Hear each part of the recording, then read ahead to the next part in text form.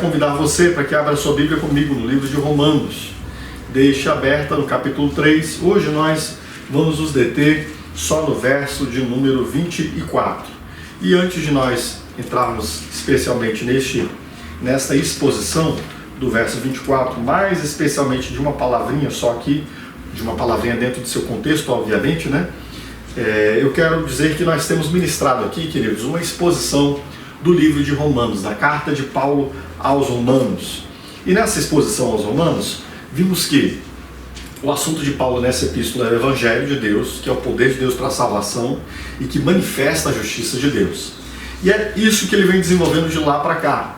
Desde o versos 16 e 17, quando ele diz qual é o assunto da sua epístola, é isso que ele vem desenvolvendo. Vimos que a partir do capítulo 1, verso 18, até o capítulo 3, verso 20, Paulo nos mostra como nós estamos em condição de pecaminosidade, de condenabilidade diante de Deus, como nós somos condenáveis diante de Deus e como não há nenhum justo sequer, ninguém que faça o bem e não peque. Todos pecaram, estão separados da glória de Deus.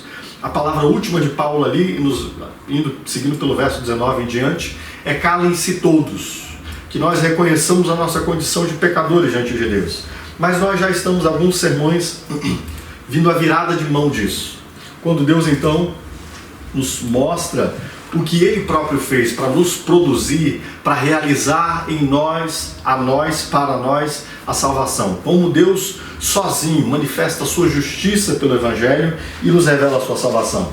Vimos então, desde que começamos a trabalhar a partir do verso 21, temos um grande bloco aqui, ou melhor, não é nem tão grande o bloco, mas é um bloco mais importante da Epístola aos Romanos, que vai do verso 21 até o verso de número 26, é um monolito, é uma pedra de esquina que nos fala do que Deus fez para nos dar justiça nele próprio, como Ele produziu justiça para nós.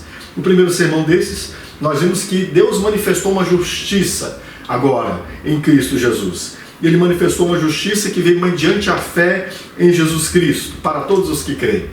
Depois disso, nós falamos sobre o que fundamenta o modo como Deus aplica a nós essa justiça. Falamos sobre a graça de Deus, que é o que Paulo fala no verso 24.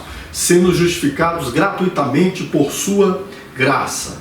Explicamos o que é a graça de Deus. A graça de Deus que é essa livre e soberana disposição de Deus de manifestar o seu favor a quem Ele quer. O favor da salvação a quem Ele quer. Como Deus promove a sua salvação de modo gracioso. A graça é que está na base de tudo o que Deus faz. A graça é essa inclinação de Deus, favorável, livre e soberana, que Ele promove como Ele quer, para salvar em Cristo Jesus.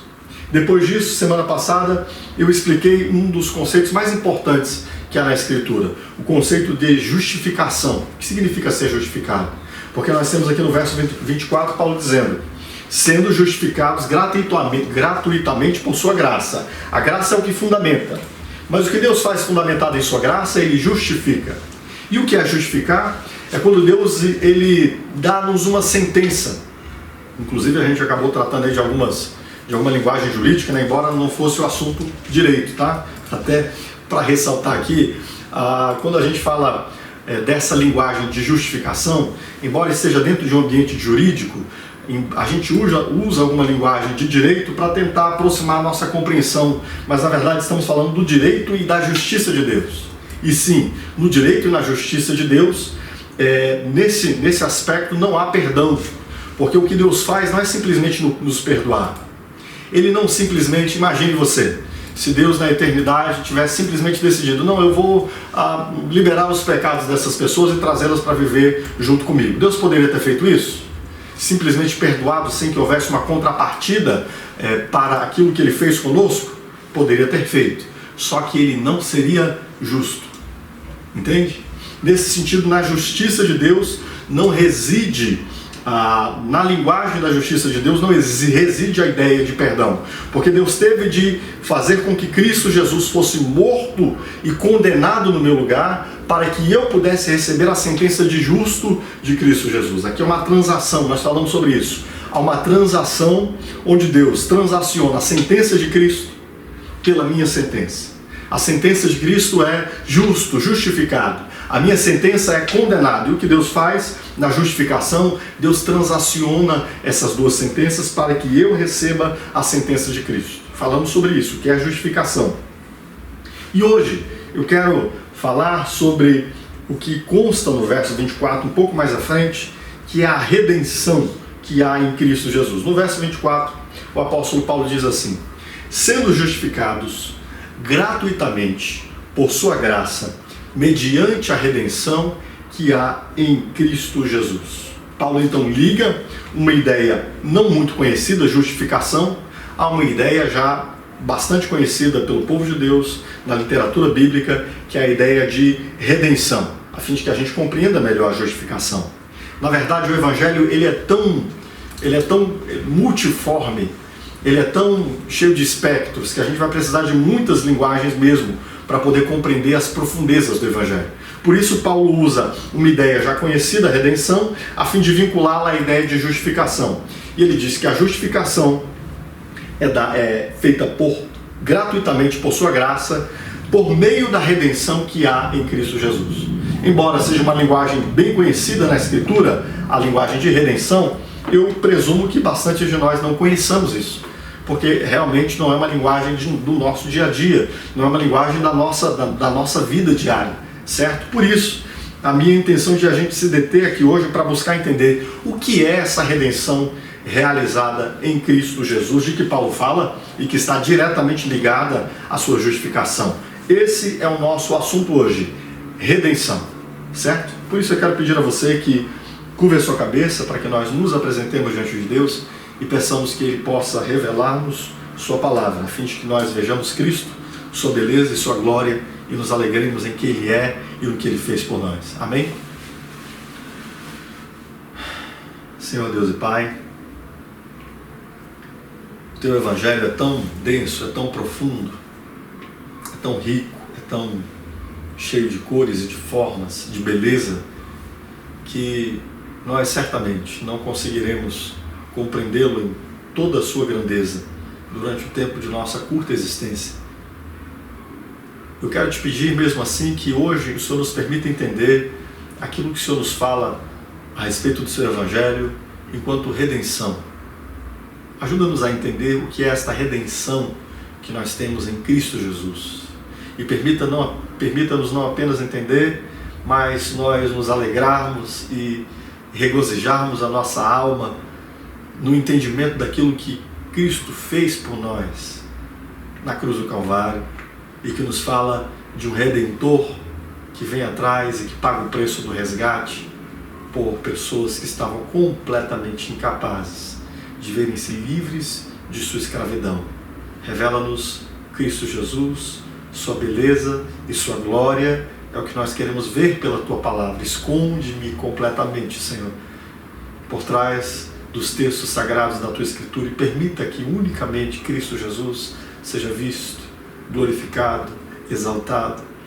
Que a nossa alegria ao findar desse tempo de meditarmos na Tua palavra seja a alegria de contemplar mais um relance da face de Cristo Jesus na Tua palavra.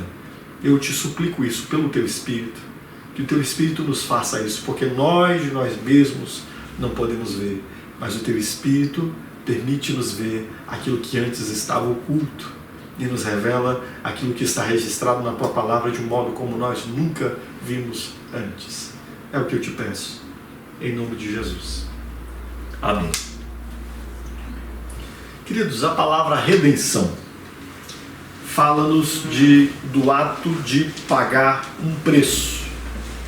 Redenção, redimir.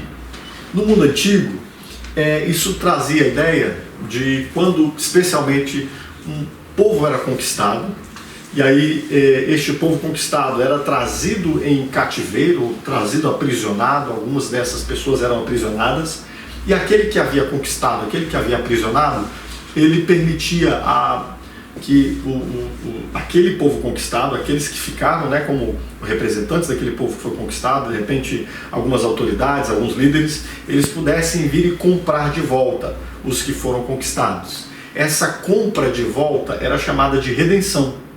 O preço da compra de volta era chamada de resgate. Você até conhece essa palavra resgate, muito provavelmente especialmente dentro do vocabulário aí da criminologia, né? Quando alguém sequestra alguém hoje em dia, essa pessoa sequestrada, mantida em cativeiro, né? Se paga um preço para se ter essa pessoa de volta, e nós reconhecemos esse preço como resgate. Pois bem, essa palavra resgate vem já muito desde essa ideia de quando os povos eram conquistados, e aí você tinha no mundo antigo então, alguns líderes ou governantes, enfim, querendo comprar de volta alguns de seus concidadãos, através do resgate. Esse é o modo de entender a redenção. Em linhas gerais é isso, é a compra de alguém, é a compra do direito de ter alguém que está vendido. Especialmente na literatura bíblica, a gente encontra a ideia da remissão do Redentor em muitas esferas da vida do povo. E aí uma esfera que ilustra bem era quando alguém, por dívidas, por muito endividar-se, quer qual fosse o motivo porque se endividava, ele tinha de dar a si mesmo como escravo, a fim de pagar a dívida. Havia permissão legal naqueles tempos para isso, inclusive na Escritura para isso. E existia a figura do Redentor, do Goel, o Redentor, e a figura da redenção. O Redentor era aquele que dentro dos desdobramentos da árvore genealógica, que estava mais próximo daquele que havia sido vendido como escravo, ele tinha o direito e o poder de comprar de volta aquele que estava vendido como escravo, por exemplo. Existem outras figuras de redenção, mas essa aqui é uma das mais importantes, e é nisso que eu quero que você se atenha. Qual é a ideia da redenção? É a ideia de alguém que está vendido por causa de suas próprias dívidas, que foi dado como escravo, de ele ter a oportunidade de alguém que olhe para ele com benevolência, com benignidade, e o compre de volta e compre a sua liberdade. Isso é redenção. A redenção se dá através do resgate, que é o preço pago por trazer alguém de volta da condição de escravo à condição de livre. E quem promove a redenção é o Redentor. Então nós temos nesta dinâmica da redenção, a própria redenção, que é o ato de comprar alguém, o resgate, que é o preço pago por este indivíduo, e o Redentor, que é o indivíduo que, com compaixão, ele compra de volta este que está nessa condição de escravo, ok? Então, entendendo isso, especialmente dentro dessa dinâmica do povo de Deus no Antigo Testamento, hoje eu lhes quero falar sobre redenção. E, basicamente, estes são os elementos: o Redentor e o Resgatador, o objeto de resgate, a quem se está resgatando, e também o preço do resgate. E é sobre essas coisas que eu quero falar com você hoje. Em princípio, o Redentor. Quem é o Redentor? Quem é o resgatador? Nesse texto que nós lemos em Romanos capítulo 3, no verso 24, o apóstolo Paulo diz que nós somos justificados gratuitamente por sua graça, mediante a redenção em Cristo Jesus. Essa redenção que há em Cristo Jesus já nos fala de quem é o Redentor. A figura que se compadece, que olha para o indivíduo em escravidão e que quer e que abre mão de seus recursos, de seus tesouros, dos seus bens, para comprar de volta a liberdade daquele que está em escravidão. Aqui, se o texto bíblico nos fala da redenção que há em Cristo Jesus, obviamente, ele está falando que o Redentor é Cristo Jesus. Se nós vimos, por exemplo, o texto de Mateus, capítulo 20, verso 28, o Senhor Jesus nos diz de si mesmo: tal como o Filho do Homem, que não veio para ser servido, mas para servir e dar a sua vida em resgate por muitos. Jesus está dizendo que Ele próprio é o resgatador, Ele é o Redentor. Ele vai dar a sua própria vida em resgate. Ele é o resgatador. É Ele quem olha para a condição daquele que está em escravidão e olha com compaixão. E essa é uma ideia importante do aspecto todo da redenção. A redenção nos fala da dinâmica de alguém que olha com compaixão, que, embora possa muitas vezes ser legítima a condição de escravidão, porque o indivíduo que está em escravidão, ele próprio entregou-se a essa escravidão pelas suas dívidas, que não deveria tê-las feito, embora seja justo que aquele indivíduo esteja como escravo pelas dívidas que fez, a palavra de Deus, falando da redenção, nos fala de alguém que olha com benignidade, de alguém que olha com bondade, de alguém que olha com misericórdia. E quem é o Redentor? O Redentor é Cristo Jesus. O Filho do Homem veio dar a sua vida em resgate. Ele veio fazer isso. Isso fala de um olhar de afeição, queridos. Isso fala de um olhar de compaixão. De um Deus que olha para nós e que, apesar de ser legítimo o estado da nossa escravidão por causa de nossas próprias dívidas, Ele não leva em conta a legitimidade disso. Antes, a sua compaixão, a sua bondade, elas transbordam para além da sua justiça. Entende isso? Não que Ele vá deixar de cumprir a sua justiça, pelo contrário. É exatamente sobre isso que Paulo está tratando aqui, que Deus cumprirá a sua justiça. E falando semana passada, eu pude explicar a você, se você não esteve aqui conosco, acompanhe o nosso sermão que está lá no nosso último culto postado lá. Eu falei para você sobre como Deus então promove a justificação. Deus não deixa de ser justo. Inclusive, o último assunto de Paulo nesse bloco aqui é como Deus, de um modo sábio, soberano, sublime, Ele consegue ao mesmo tempo ser justo e justificador do ímpio. Mas o que está ressaltado no aspecto da redenção não é a justiça de Deus. O que está ressaltado no aspecto da redenção é a benignidade de Deus, a compaixão, o olhar de Deus para conosco, nos encontrando no estado em que estávamos, e seu olhar não é de reprovação, o seu olhar não é de condenação, o seu olhar é um olhar de redenção, para nos trazer de volta para si. Há um texto que ilustra bem essa disposição do coração de Deus em sua redenção.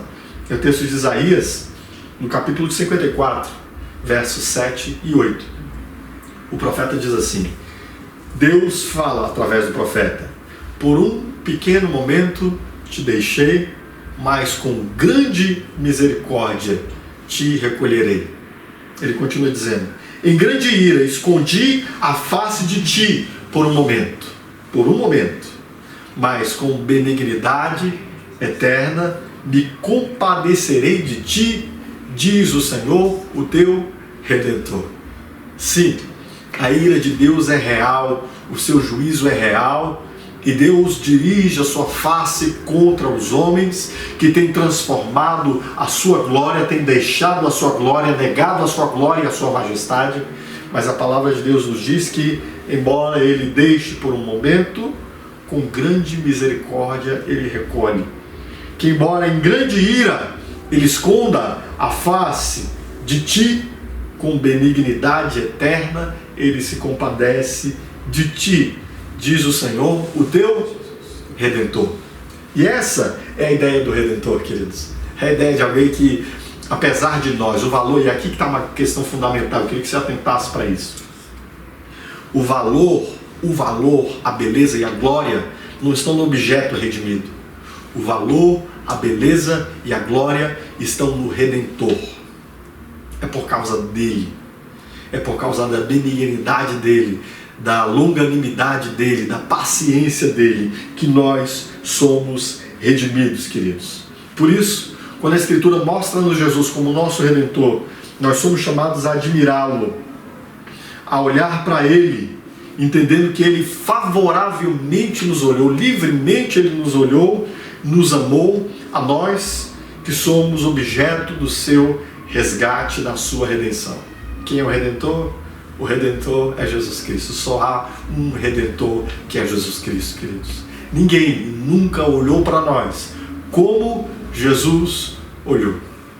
Ninguém nunca nos enxergou do modo como Jesus nos enxergou. Nem mesmo nós poderíamos nos ver do modo como Jesus nos viu. Ele olhou para nós escravos, justamente aprisionados, escravizados, mas Ele olhou para nós com uma intenção de benignidade eterna, queridos. Uma benignidade que transpõe as montanhas das eras. Uma benignidade que nos alcança e que nos assegura de que ela estará permanentemente conosco, de que ela nunca se afastará de nós. Glória a Deus por Cristo Jesus, o nosso bendito Redentor. Glória a Deus por isso. Por isso, admire o seu Senhor, exalte-o, glorifique, Entenda que Ele olhou favoravelmente para você. Por quê, queridos? Por causa de algo que há em nós? Não, por causa dele mesmo, que quis ser benigno e favorável. Então, há a figura do Redentor. O Redentor é o nosso Senhor e Salvador Jesus Cristo. Há também o objeto do resgate. A quem Deus, a quem Cristo veio resgatar, veio comprar, retirar da escravidão. Quem são as pessoas objeto dessa redenção? Se nós olharmos aqui esse texto do capítulo 3, verso 24, se nós observarmos as imediações desse texto, os versos que antecedem, nós observaremos que esse texto, o apóstolo Paulo está nos dizendo que essa justiça que vem de Deus, pela qual Deus promove a justificação e a redenção, ela é uma justiça para aquele que crê. Logo, quem é o objeto da redenção de Cristo Jesus? O objeto da redenção, aquele a quem Cristo redime, é aquele que crê. Observe bem, preste atenção nisso.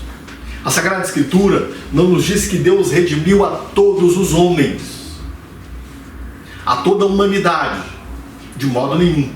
A Sagrada Escritura nos diz que os que são objeto dessa redenção de Cristo são aqueles que creem. Nós poderíamos aqui passear, por exemplo, por diversos textos do Evangelho de João, quando o próprio Senhor Jesus, como nos idos do capítulo 6 ou nos idos do capítulo 10, o Senhor Jesus vai dizer: vocês não creem porque o meu Pai não enviou vocês a mim. Não vou entrar nem nesse mérito hoje, mas só para ficar claro que não são todos os que creem, nem todos os que ouvem a palavra de Deus, e não serão todos redimidos por Cristo Jesus. Os que serão redimidos por Cristo Jesus, segundo esse texto que lemos, desde aqui o início desde o verso 21, quando o apóstolo Paulo vem dizendo: mas agora se manifestou uma justiça que provém de Deus, independente da lei, da qual testemunham a lei e os profetas, justiça de Deus mediante a fé em Cristo Jesus. O apóstolo Paulo diz: não há distinção, porque todos pecaram e estão destituídos da glória de Deus, sendo justificados gratuitamente por sua graça, por meio da redenção que há em Cristo Jesus. Justiça de Deus para quem, queridos? Justiça de Deus para aqueles que creem em Cristo Jesus. Logo se aplica, se este é o objeto da justiça de Deus, e o objeto da justiça de Deus também é o objeto da justificação, e o objeto da justificação também será objeto da redenção. Por isso, quem são aqueles que serão redimidos por Cristo Jesus? Aqueles que creem. Pode ter ficado vago, né? Mas enfim, no próprio texto que nós lemos, que eu já citei aqui, de Mateus 20, 28, o Senhor Jesus delimita, esclarecendo por quem ele está entregando a sua vida. Quem é o objeto do seu resgate? Ele diz no capítulo 20, verso 28 de Mateus: tal como o Filho do Homem não veio para ser servido, mas para servir e dar sua vida em resgate de muitos. Ou seja, não é de todos. Jesus veio dar sua vida em resgate de muitos. Aí você me pergunta: sim, já entendi que são os que creem, já entendi que são muitos. E quem são esses muitos que creem? Sim, os muitos que creem, a palavra de Deus vai nos dizer que estes são a igreja de Cristo Jesus. Sim, aqueles que Jesus resgatou na cruz do Calvário, ele os chama para si, ele revela a si mesmo, ele dá um novo coração, ele justifica, ele regenera, e estas pessoas entendem que agora fazem parte do povo de Deus e se tornam povo de Deus. É o que diz o livro de Atos, capítulo 20, verso 28, que ele resgatou a quem? A igreja. Olha que texto lindo, belíssimo, mas vamos voltar a esse texto ainda. O texto de Atos 20, 28 diz: olhai, pois, por vós e por todo o rebanho de Deus, sobre o qual o Espírito Santo vos constituiu bispos, para apacentardes quem? A igreja de Deus, que ele resgatou com seu próprio sangue. Quem Jesus resgatou com seu próprio sangue? A sua igreja. E a igreja são estes muitos que creem. Sim, querido, para que você faça parte desse resgate de Deus, é necessário que você creia. Crer é condição sem a qual ninguém verá a Deus. Entende? Sim, Jesus Cristo morreu por um povo específico. Ele diz em Mateus 20, 28, que ele deu a sua vida em resgate de muitos. Por isso que a palavra de Deus continua chamando, e isso é uma nova extraordinária, porque continua sendo feito o chamado: vinde e bebei todos quantos têm sede, a todos quantos ouvem a palavra de Deus, e pelo Espírito de Deus têm condições de entender sua condição de pecaminosidade para arrepender-se e crer no que Cristo Jesus fez na cruz do Calvário, para confiar nele. A todos estes é feito o chamado para crer em Cristo e para entregar-se a Ele e tornar-se parte do seu corpo, que é a igreja. Por isso, quem é o objeto da redenção? O objeto da redenção são aqueles que creem. O objeto da redenção são muitos. E quem são esses muitos que creem, queridos? A igreja de Deus. E isso é extraordinário, porque nós vemos ao longo de toda a história Deus chamando para si a sua igreja. Nós vemos o Senhor Jesus dizendo em Mateus capítulo 16 que Ele edificaria a sua igreja e as portas da morte não poderiam resistir contra ela. Por isso, existe esse chamamento da palavra de Deus aos homens que ouçam e se arrependam e creem. A igreja não é uma questão meramente ocasional, uma questão fortuita, incidental. A igreja não é uma questão de institucional para que nós tenhamos uma vida no sistema de direito que existe hoje. Pelo contrário, a igreja está nos propósitos e nos planos de Deus, a tal ponto que o apóstolo Paulo vai nos dizer, em Efésios capítulo 5, que foi pensando na igreja que Deus instituiu o casamento. Olha que coisa linda. Por quê? Porque a igreja é a noiva de Cristo Jesus. Ele é o perfeito noivo. E assim Deus cria o casamento, já sabendo que constituiria antes o Cristo, que é o noivo, e a igreja, que é a noiva. Entende? Por isso, quem é o objeto da redenção de Cristo? A igreja. O povo de Deus que uma vez se entendeu pecador, se arrependeu, creu em Cristo Jesus e confiou na sua obra redentora, e agora está alinhado, afirmado, está pactuado com aqueles que creem. O povo de Deus, queridos. Por isso, não é possível, deixa eu lhe dizer, ser cristão, crer em Cristo e não ser parte da igreja de Deus. Entende? E sim, o Senhor Jesus tem muitos modos de expressar a sua igreja. Há muitas igrejas de diversas denominações. O que importa, na verdade, é que todos aqueles que creem em Cristo, conforme a Sagrada Escritura, e se arrependeram e confessaram a Ele como seu Salvador, de todos os povos, tribos e raças, de todas as nações, de todas as denominações cristãs, Deus tem o seu povo separado, o qual Ele resgatou pelo preço do sangue do seu Filho. Quem é o objeto da redenção? Os que creem. Muitos. A igreja de Cristo Jesus. Esse texto de Atos 20, 28 é lindo, porque ele fala da igreja de Deus, que pertence a Deus, que é dele, propriedade dele. Quando o apóstolo Paulo estava perseguindo a igreja, e ele levou muitos cristãos à morte, e quando o Senhor Jesus o confronta no caminho de Damasco, o Senhor Jesus pergunta: por que você me persegue? Entende? A igreja de Deus, ela é o povo de Deus que Deus redimiu. E Deus tem um olhar tão benigno, tão compassivo, tão longânimo, tão amoroso para com estes, que o Senhor Jesus chega a identificar-se com eles como se fosse Ele mesmo. E de fato é o que somos. Somos o corpo de Cristo. Essa é uma das metáforas usadas para falar da igreja. A igreja é o corpo de Cristo, a igreja é a noiva de Cristo. Nós somos a menina dos olhos de Deus. E sim, se você quer ter redenção em Cristo Jesus, você precisa fazer parte do corpo de Cristo. É impossível estar ligado a Cristo sem estar ligado à igreja de Cristo. Certo, querido? Então sim, graças a Deus por isso. Graças a Deus porque nós entendemos que foi glorioso Ele nos resgatar nele, nos fazer parte do seu corpo, para que nós pudéssemos ser objeto de sua redenção, a igreja de Deus que Ele resgatou com o seu próprio sangue. Por isso, é importante também nós entendermos que a glória da nossa redenção continua sendo toda do nosso Redentor. A ideia, queridos, não é de que nós somos salvos pelo valor intrínseco pessoal de cada um de nós. Quando Deus vem resgatar, Ele vem resgatar aqueles que estão em dívida. Deus vem resgatar aqueles que estão numa condição debilitada, numa condição negativa, aqueles que estão escravos. Deus não resgata aqueles que têm, por causa da sua própria condição pessoal, aqueles que têm direitos, posições, autoridades, virtudes.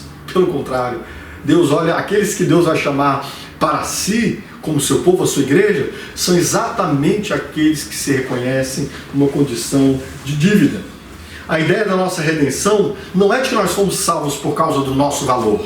Pelo contrário, é apesar do nosso valor. É interessante que hoje nós temos um super ressaltamento, né, dessa ideia do nosso valor, do tesouro que nós somos. Temos músicas que falam disso, enfim. Enquanto na verdade o Evangelho não é olharmos para nós, queridos. O Evangelho é olharmos para Cristo e entendermos que somos salvos não por causa do nosso valor, mas apesar dele. Entende isso? Não é porque nós tínhamos uma conta positiva digna de algum mérito, que nós tivéssemos alguma coisa ofuscada por algum errozinho aqui e acolá. Não, não é isso. Nossa conta era completamente negativa. Quem Deus redime? Deus redime aqueles que estão na condição de escravos, queridos, sem nada para oferecer. Nós não tínhamos nada para oferecer a Deus. E o que Ele faz? Ainda assim, Ele nos compra. E o que a Escritura ressalta não é a glória do nosso valor pessoal, pelo contrário, é a glória do preço pago. Entende a diferença entre uma coisa e outra? A grande questão para a qual nós precisamos olhar é para a glória do nosso Redentor. O texto de Isaías, capítulo 41, verso 14, de uma forma, eu diria, poética, nos é dito sobre a nossa pequenez. Que apesar da nossa pequenez, Deus nos olhou com graça e benevolência e redenção. O profeta diz assim: não temas, ó bichinho, ou vermezinho de Jacó, povozinho de Israel. Eu te ajudo, diz o Senhor, e o teu Redentor é o Santo de Israel. Por que Israel foi escolhido? Porque eles eram um grande povo? Porque eles tinham um grande estadista? Tinham muitas riquezas? Tinham uma estrutura de direito impecável? Governantes que poderiam assumir o governo do mundo? Não é por isso. A palavra de Deus nos diz: não tema, ó bichinho de Jacó, vermezinho de Jacó. Deus usa a expressão povozinho de Israel. Por quê? Por causa de você? Não.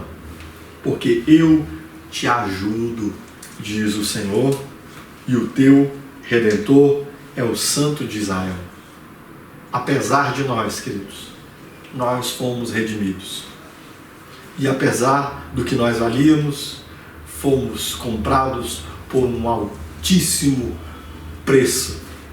Onde está o nosso valor? Não está intrínseco a nós. O nosso valor está nos olhos daquele que olhou graciosamente para nós e nos deu a condição de nós sermos achados em conta muito maior daquilo que realmente nós poderíamos ser contados. Entende isso? Por isso, glorifique o seu Redentor. E aqui, por fim nessas dinâmicas, que ainda tem outras coisas para tratar, por fim, teremos de falar do preço do resgate. Há um Redentor, que é Cristo Jesus, o único que pode redimir e comprar o homem de volta de sua condição de escravidão. Há o objeto da redenção. Quem é o objeto da redenção? Aqueles que creem. São muitos. Esses muitos que creem são a igreja de Deus. Qual era a condição deles? A condição deles era de escravos. Eles foram achados em dívida. Estavam aprisionados no pecado e na morte. Mas Cristo resolveu pagar um preço. E qual foi o preço do resgate, queridos? Qual foi o valor pelo qual nós fomos redimidos? A expressão que temos aqui, que Paulo usa no verso 24, é a redenção que há em Cristo Jesus. Ele não descreve isso mais especificamente, mas obviamente a redenção que há em Cristo Jesus, ou seja, o preço que ele pagou, nós sabemos que é o preço de sua vida, do seu sangue derramado na cruz do Calvário. O apóstolo Pedro nos diz em 1 Pedro capítulo 1, versos 18 e 19: sabendo que não foi com coisas corruptíveis que vocês foram comprados da vossa vã maneira de viver, como prata e ouro. Comprados pode também ser traduzido por resgatados, comprados por redenção. Da vossa vã maneira de viver, que por tradição recebestes dos vossos pais, mas com precioso sangue de Cristo, como de um cordeiro imaculado e incontaminado. Qual foi o preço do nosso resgate? O sangue precioso de Cristo Jesus. Em Atos 20, 28, um texto que eu já li e quero ressaltar algumas questões desse texto agora. O texto diz: a igreja de Deus que ele resgatou com o seu próprio sangue. Qual era o valor, queridos, da nossa dívida? Qual era o valor da dívida que nós assumimos diante de Deus pelos nossos muitos pecados? Se apenas por um pecado Adão foi condenado, e se por apenas um pecado Adão já era digno de morte, embora Deus tenha pacientemente retido naquele momento a morte, dado a ela um novo curso e permitido que Adão vivesse, e a sua posteridade também, apenas por um pecado Adão seria digno de morte. Quantos, muitos! Qual é a multidão dos nossos pecados, queridos? Qual é a multidão da dívida que nós temos dia a dia, minuto a minuto, segundo a segundo, acumulado diante de Deus por conta dos nossos pecados? Quantas vezes nós deveríamos ser vendidos escravos? O que poderia pagar isso? O que poderia pagar o preço dessa nossa dívida? O que você acha que poderia pagar? Os tesouros deste mundo não poderiam pagar. A energia é uma riqueza que, em qualquer forma, ela tem um valor extraordinário, né? A energia de todas as estrelas do universo não poderiam pagar o preço da nossa redenção. Nada no mundo criado, nada seria o bastante para pagar o preço da nossa redenção. Era caro demais. Mas como Deus paga? Deus paga com a sua própria vida o preço da nossa redenção, queridos. Como pode algo assim acontecer? Você já esteve em alguma situação em que você disse assim: olha, eu daria toda a minha riqueza pela vida de alguém? Eu presumo que a maioria de nós que perdemos pessoas que amamos já podemos ter pensado assim em algum momento, não é verdade? No momento em que nós, às vezes, perdemos uma pessoa que nós amamos e que nós não tínhamos recurso nenhum para conseguir trazer essa pessoa de novo à vida, nós pensamos conosco, não é? Nossa, eu daria toda a minha riqueza. Mas quantos de nós pensaríamos: eu daria a minha vida? É pouco provável que nós pensemos assim, e certamente a nossa vida não seria o bastante para trazer de volta a vida de ninguém. Mas imagine aqui comigo, Deus, o Senhor do universo, o Criador dos céus e da terra, que nós conhecemos hoje, o que nós conseguimos alcançar do universo é tão inatingível, tão inimaginável. 14 bilhões de anos-luz de distância é o que nós temos que nos cerca nesse universo. Não podemos sequer saber se há mais, e certamente haverá muito mais que isso ao redor de nós. Esse Senhor que criou todas essas coisas Ele entendeu que o preço da vida dele era o que ele estava pronto a pagar para nos redimir. Meus queridos, meus amados, Deus deu o seu sangue para nós sermos redimidos. Parece até uma linguagem chocante, não é? Mas essa linguagem que nós vemos aqui em Atos 20 e 28.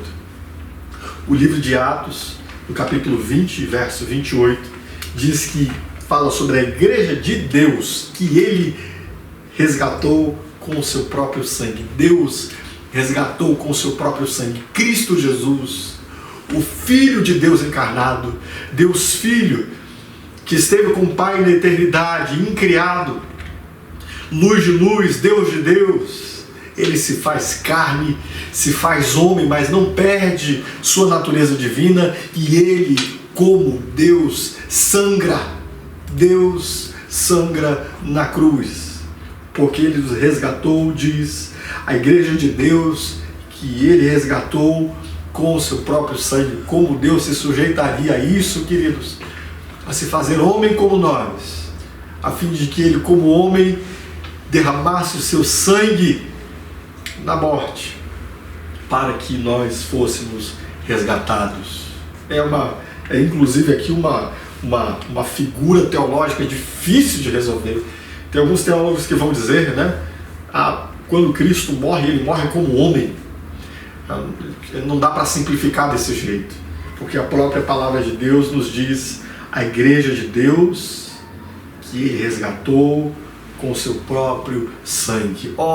Tesouro dos tesouros, riqueza das riquezas, a vida de Deus é o preço pelo qual nós fomos resgatados, queridos. Nós fomos computados, nós fomos extraídos da região em que nós estávamos por um preço, por uma riqueza, por um tesouro que comprou tudo. Nós fomos completamente comprados pelo sangue de Cristo Jesus, o sangue de Deus. Esse é o preço do nosso resgate. Amém? À luz disso, eu quero considerar com você pelo menos 3 consequências para nós encerrarmos então da nossa redenção, do nosso resgate. Se você entendeu que há um Redentor, que é Cristo Jesus, se você entendeu que aqueles que creem, que são muitos, que são a igreja de Deus, que antes estavam em condição de dívida, estes são o objeto da redenção de Cristo. E se você entendeu que o preço que foi pago nessa transação para a nossa salvação é o preço do sangue de Deus, da vida de Cristo, do sangue do Filho amado, do Pai amado, eu quero dizer para você que há algumas consequências desse resgate sobre nós. Eu gostaria que você atentasse e abrisse bem o seu entendimento para compreendê-las. A primeira consequência desse resgate é que nós não devemos mais nada.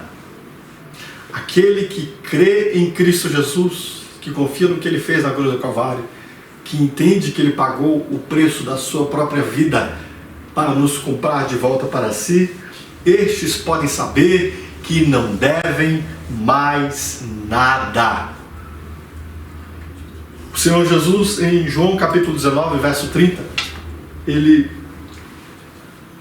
o texto bíblico nos diz que quando Jesus tomou vinagre, ele disse: está consumado. Este verbo aqui, o verbo teléu, está numa forma muito interessante, não vou nem entrar no mérito do grego, mas o verbo teléu aqui, ele traz a ideia de uma finalização, um cumprimento pleno.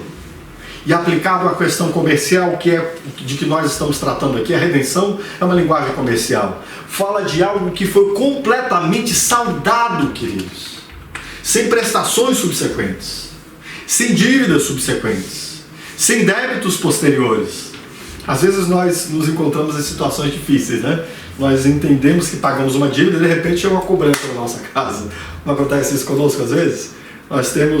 Somos às vezes surpreendidos de forma injusta. Mas quantas vezes também nós percebemos de forma justa que a dívida ainda é sobre nós. Mas Deus não nos comprou a prestação. Deus não fez um carnezinho para pagar você. Deus não dividiu, fez uma vaquinha e disse o seguinte: olha, vamos fazer o seguinte, eu pago um pedaço, você paga outro pedaço. Não foi isso que aconteceu, querido.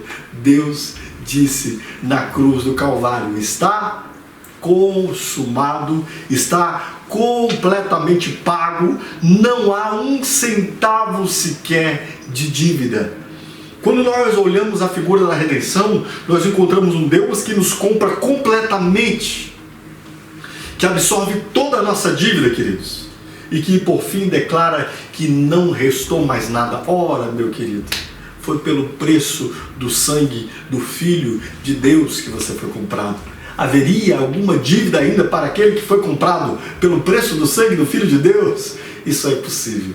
Isso é impossível. Porque Ele pagou tudo. A primeira consequência importante então do nosso resgate, queridos, é que você entenda que não existe mais dívida. Nós saímos da condição de escravos para uma outra condição que eu vou falar já já, que é a última consequência, a condição de filhos de Deus. Nós saímos da condição de escravos, queridos, não tem mais nada, nenhuma cédula de dívida contra nós. Quem acusará? Quem intentará acusação contra os eleitos de Deus, se é Deus quem o justifica? E eu levantaria essa mesma, parafrasearia isso que Paulo disse, nessa linguagem comercial: quem cobraria uma dívida daqueles a quem Deus redimiu, se Ele pagou com o preço do seu próprio Filho? O que poderia ser suscitado a nós, queridos, dado o crédito que foi colocado sobre as nossas vidas, o crédito da vida de Cristo Jesus? As riquezas de Deus estão sobre nós, amados. Os tesouros de Deus já estão sobre nós. O melhor de Deus já está em nós, que é Cristo Jesus. Ele é o tesouro de Deus, Ele é a riqueza de Deus, Ele é a glória de Deus, Ele é a beleza de Deus, Ele é o que de melhor Deus tinha para nos dar, e Ele já nos deu, e Ele já está em nós, e nós estamos nele, e por isso não há qualquer dívida mais. Portanto, ovelhinha, assegure-se em Cristo. Quando você for constrangido por dívidas que você teve na sua vida passada, há um hino antigo que diz: de tantas provas que eu já passei, é tão difícil, Senhor, lembrar das acusações do vil tentador, lembranças do passado vêm, querem nos fazer parar. E mesmo palavras de alguém que não quer na gente acreditar. Quando você for constrangido pelas suas dívidas, quando você for constrangido pela sua vida de vergonha que te levou à escravidão, lembre-se do preço que foi pago por você na cruz do Calvário, meu amado. Não há mais nada a ser pago. Olhe para a cruz de Cristo Jesus. Confie nela absolutamente. Ele pagou tudo. Amém? As dívidas que você tinha. E deixa eu te dizer mais, até as dívidas que nós estamos fazendo hoje, ou aquelas que nós faremos depois. Não pense que nada de sua vida, mesmo após ter vindo a Cristo, será computado em seu débito por causa da sua condição hoje. Se você foi comprado por Cristo, você foi comprado absolutamente por Cristo. Sim, nós continuaremos pecadores. Você fala: pastor, mas isso não nos incentivaria a pecar? Não, queridos. Ainda não, segura aí. A gente vai chegar no capítulo 6 de Romanos. Você vai entender outras coisas que Deus fez em nós.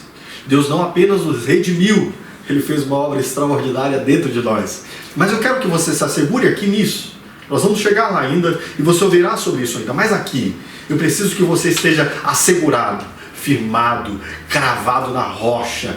Você não foi comprado por suas obras, você não pagou a sua libertação veio de Cristo. Amém?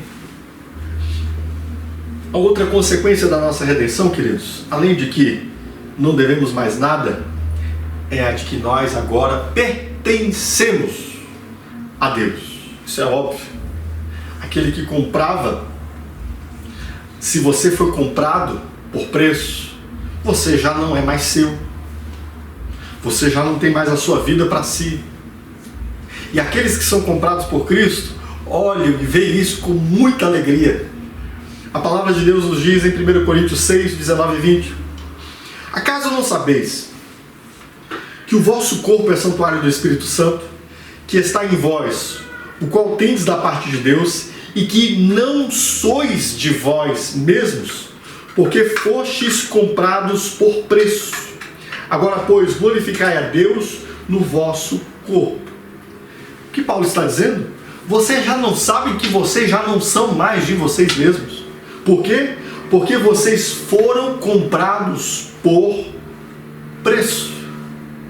O apóstolo Pedro, em 1 Pedro capítulo 2, verso 9, ele vai dizer que nós somos povo adquirido, comprado. Nós estávamos numa condição de dívida e agora, tendo sido comprados, somos propriedade de Deus, pertencemos a Deus. A nossa vida já não nos pertence mais. Se você foi redimido em Cristo Jesus, isso para você é uma grande alegria, porque nós entendemos que aquilo que Deus fez conosco, Deus se tornou, queridos, nosso. Ele se deu por nós, para que nós nos tornássemos dele e nos dessemos por ele. Aquilo que Deus faz em nós, ele já fez em si. Aquilo que ele pede de nós, ele já nos deu. Deus nos deu seu Filho, para que agora nós nos demos a ele. E na verdade não é nenhuma questão de nos darmos, porque nós já fomos comprados. Você é propriedade de Deus. Entende isso? Eu me lembro que antigamente algumas pessoas faziam alguns votos, né? Às portas da morte. Senhor, se o Senhor me deixar viver a minha vida, eu farei isso, farei aquilo, a minha vida não será mais minha. Pois entenda uma coisa, você já morreu. Você estava vendido. E agora você foi ressuscitado em Cristo, comprado para Deus. E na verdade aqui em Deus nós fomos comprados por preço, e por isso o apóstolo Paulo vai dizer em 1 Coríntios capítulo 6, verso 19, que nós somos comprados para Deus, pois a glória, diante disso, glorificai a Deus no vosso corpo. Uma consequência de eu me saber redimido é de eu saber que eu já não pertenço a mim, e por isso, para que eu vivo? Eu vivo para a glória de Deus. Afinal de contas, queridos, foi para isso que fomos criados. Mas nós caímos em Adão perdemos o propósito da nossa existência. Mas agora, comprados de volta para Deus e sendo sua propriedade, o apóstolo Paulo nos exorta: porque fostes comprados por preço, agora, pois, glorificai a Deus no vosso corpo. Amém? A sua vida agora, meu querido, não é mais para você. A sua vida não é sua. Não te pertence mais. Você foi comprado por Deus. E qual é o alvo da sua vida agora? Já não são mais seus propósitos, seus planos, seus projetos, seus sonhos. O seu propósito agora é a glória de Deus, daquele que te redimiu. À luz disso, nós precisamos repensar, repassar a nossa vida, a fim de que entendamos se de fato estamos vivendo para a glória de Deus. Aqueles que estão em Cristo, que por eles foram redimidos, devem viver para a glória de Deus. E na verdade, queridos, esse é o nosso desejo mais intenso. Essa é a nossa vontade mais íntima. Pelo Espírito de Deus, nós somos constrangidos a querer isso, embora falhemos. Vivemos diariamente querendo conformar a nossa vida à vida de Deus, e diariamente nós suplicamos: Senhor, seja feita a tua vontade. O que neste momento agora está faltando na sua vida? Seja feita a tua vontade. O quanto é caro para você este propósito do qual você precisa abrir mão? Deixa eu te dizer uma coisa, querido. Muito mais caro foi para Deus o preço de comprar a sua vida, para que você agora viva para Ele. Amém? Você é dele. Viva para Ele. Viva para a glória dele. E por fim, queridos, a última consequência dessa nossa redenção é que Deus teve um propósito especial na nossa redenção. Sabe qual foi o propósito de Deus ao nos redimir? Nos adotar como filhos. Nós estávamos numa condição de escravos, éramos dignos do juízo de Deus, da ira de Deus. Era justo que fôssemos traspassados pela aguda espada da sua lei, e que com isso fôssemos lançados no inferno, o lugar da condenação dos anjos desobedientes e de todos os impenitentes diante de Deus. Mas a intenção dele em nos resgatar foi não apenas nos tirar da nossa condição de dívida, mas de nos adotar em sua família como filhos de Deus. O apóstolo Paulo vai dizer em Gálatas capítulo 4, verso 5: para remir ou para redimir os que estavam debaixo da lei, a fim de recebermos a adoção de filhos. E Romanos, aqui nesse texto que estamos expondo, no capítulo 8, verso 15, o apóstolo Paulo diz: porque vocês não receberam o espírito de escravidão. Nós estávamos escravos, pelo contrário, para outra vez estardes em temor, mas recebestes o espírito de adoção, pelo qual clamamos: Abba, Pai. Paizinho, queridos, que coisa gloriosa, aquilo que Deus fez em nós da redenção. Ele não apenas nos comprou da nossa condição de escravidão, mas essa redenção veio como termo de adoção, queridos. Nós fomos chamados para nos tornarmos participantes da família de Deus, somos co-irmãos de Cristo Jesus, adotados na família de Deus Pai. E agora nós podemos chamar Deus de Abba, Paizinho. Glorioso, queridos. A consequência, a última consequência que eu relato aqui dessa nossa redenção é a nossa adoção. Foi para isso que Deus nos redimiu, para que nós saíssemos da condição de escravos para a condição de filhos. Amém? Portanto, isso é a redenção. A redenção é executada pelo Redentor, que é Cristo Jesus, nosso Senhor. Deus de Deus, luz de luz, aquele que esteve na eternidade com o Pai e desfrutava da mesma glória do Pai, mas que se fez carne, viveu entre nós para pagar o preço da nossa redenção. Os redimidos são aqueles que creem, aqueles que ouvem a boa nova, se reconhecem numa condição de escravidão, sabem-se devedores diante de Deus, mas olham para o que Cristo Jesus fez na cruz e dizem: Senhor, tem misericórdia de mim. Aqueles que creem, que confiam, que olham para o que Cristo fez e rendem suas vidas a Ele. O preço da nossa redenção não foi nada mais, nada menos que o preço do sangue de Deus. Uma expressão muito forte que Lucas usa em Atos dos Apóstolos: o sangue de Deus, o tesouro e a riqueza que jamais poderá ser contada, pesada, medida, calculada.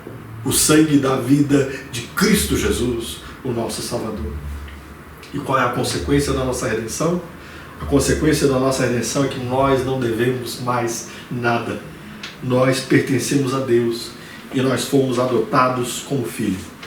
Pois bem, só para afindar o raciocínio aqui de Romanos, capítulo 3, verso 24, o apóstolo Paulo diz que nós fomos justificados gratuitamente pela graça, mediante a redenção que é em Cristo Jesus. Paulo está então falando da causa material da nossa justificação. Porque se Paulo diz que nós somos justificados, como fomos justificados? Se nós éramos diante de Deus condenáveis. Paulo vai usar uma outra imagem que ajuda a gente a entender isso. Assim como Deus, na redenção, paga a dívida pela nossa própria vida, na justificação Deus paga a nossa punição. Cristo Jesus recebe a nossa punição a fim de que nós recebamos a sentença de justo em Cristo Jesus. Por que Paulo está falando isso? Primeiro, para que nós entendamos por que Paulo está ligando a justificação à redenção. Para que nós entendamos que Deus não foi arbitrário. Isso é muito importante. E nós ressaltaremos isso especialmente no último sermão desse bloco. Deus não foi arbitrário.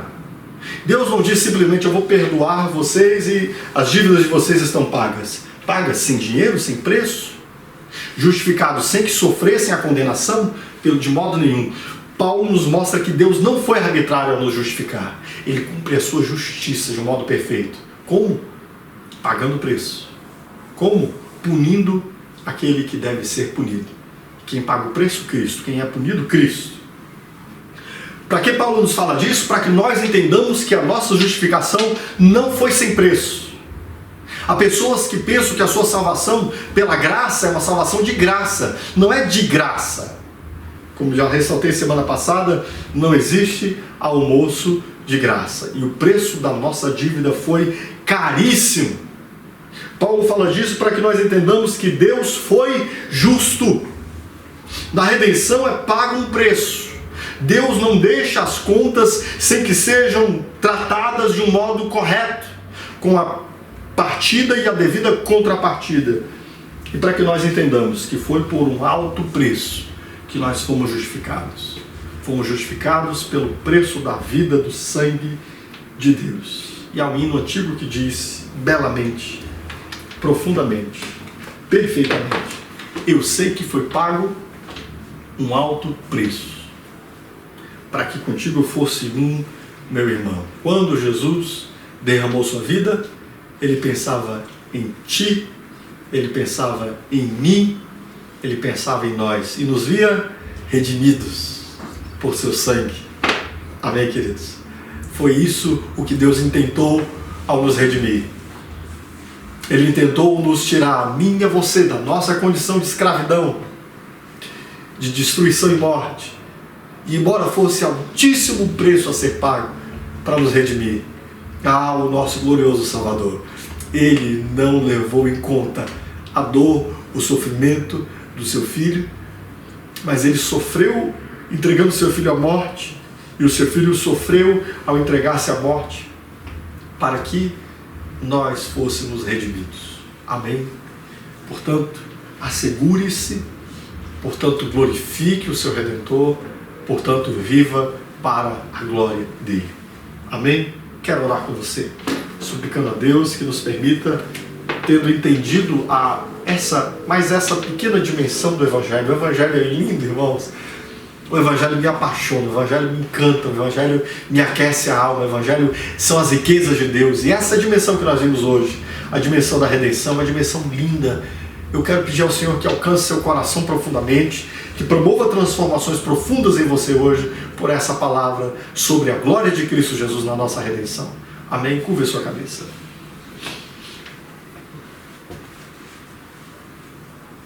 Senhor Deus, eu era pobre, escravo e perdido.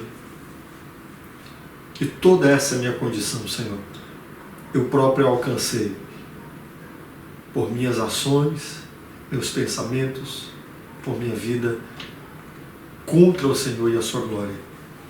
A minha dívida era enorme, impagável, Senhor, por meus recursos. Mas glória a Deus por Cristo Jesus, meu Redentor, que não julgou que o preço da sua vida fosse caro demais a ser dado por mim e por todos aqueles que creem e se tornam a sua igreja. Obrigado, Senhor, por isso. Eu suplico a Ti que o Senhor me ajude e ajude os Teus servos a que nós entendamos isso e nos asseguremos daquilo que o Senhor fez por nós. A que nós entendamos a nossa vida, Senhor amado, é comprada por Ti, já não somos nossos, somos Teus, e é para a Tua glória que devemos viver. Nos ajuda, Senhor, é o desejo do nosso coração, nos ajuda a viver para a Tua glória. Eu quero Te agradecer especialmente pelo privilégio de poder Te chamar de Pai. Obrigado, Senhor, por me ter trazido da casa da escravidão para o reino do Seu Filho amado, no qual o Senhor me fez rei e sacerdote nele. Obrigado por isso. Não sou digno disso, não mereço nada disso, mas é exatamente por ser imerecido, é exatamente porque a glória é Tua que se chama graça. Eu Te agradeço por isso. Peço que todos aqueles que nessa noite estão suplicando do Senhor redenção, libertação dos seus cativeiros, libertação das suas condições de morte, aqueles que estão querendo confessar a Cristo Jesus aí onde eles estão, dizendo e reconhecendo que se sabem devedores, mas que também reconhecem que o preço da cruz basta, que o Senhor possa alcançar agora, inundar a alma com vida, Senhor, e com uma viva confiança naquilo que Cristo fez, a fim de que eles se tornem seu povo, sua igreja, e se agreguem a Ti no seu corpo. É o que eu Te peço. Em nome de Jesus. Amém.